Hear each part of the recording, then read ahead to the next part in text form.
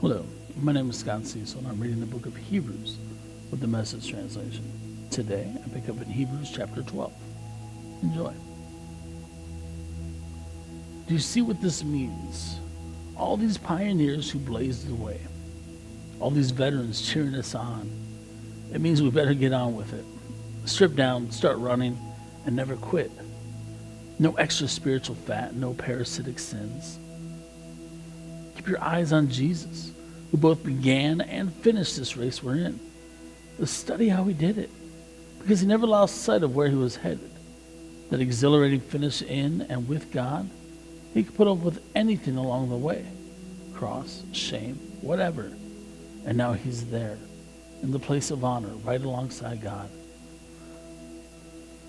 When you find yourselves flagging in your faith, go over the story again, item by item. That long litany of hostility he plowed through, that will shoot adrenaline into your souls. And this all-out match against sin, others have suffered far worse than you. To say nothing of what Jesus went through, all that bloodshed. So don't feel sorry for yourselves, or have you forgotten how good parents treat children and that God regards you as his children? My dear child, don't shrug off God's discipline, but don't be crushed by it either.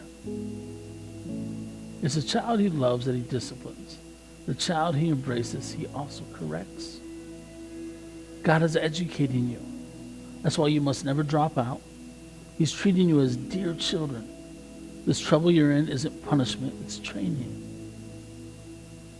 The normal experience of children. Only irresponsible parents leave children to fend for themselves. Would you prefer an irresponsible God? We respect our own parents for training and not spoiling us. So why not embrace God's training so we can truly live?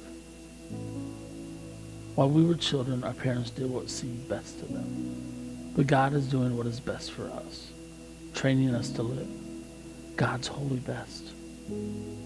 At the time, discipline isn't much fun. It always feels like it's going against the grain. Later, of course, it pays off handsomely, for it's the well-trained who find themselves mature in their relationship with God.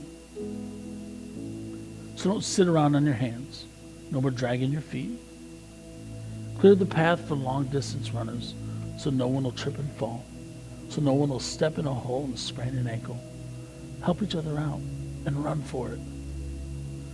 Work at getting along with each other and with God. Otherwise, you'll never get so much as a glimpse of God. Make sure no one gets left out of God's generosity. Keep a sharp eye out for weeds of bitter discontent. A thistle or two gone to seed can ruin a whole garden in no time. Watch out for the Esau syndrome, trading away God's lifelong gift in order to satisfy a short-term appetite. You well know how Esau later regretted that impulsive act and wanted God's blessing. But by then it was too late. Tears or no tears. Unlike your ancestors, you didn't come to Mount Sinai. All that volcanic blaze and earth-shaking rumble. To hear God speak, the ear-splitting words and soul-shaking message terrified them, and they begged him to stop. When they heard the words, "If an animal touches the mountain, it's as good as dead," they were afraid to move. Even Moses was terrified. No, that's not your experience at all.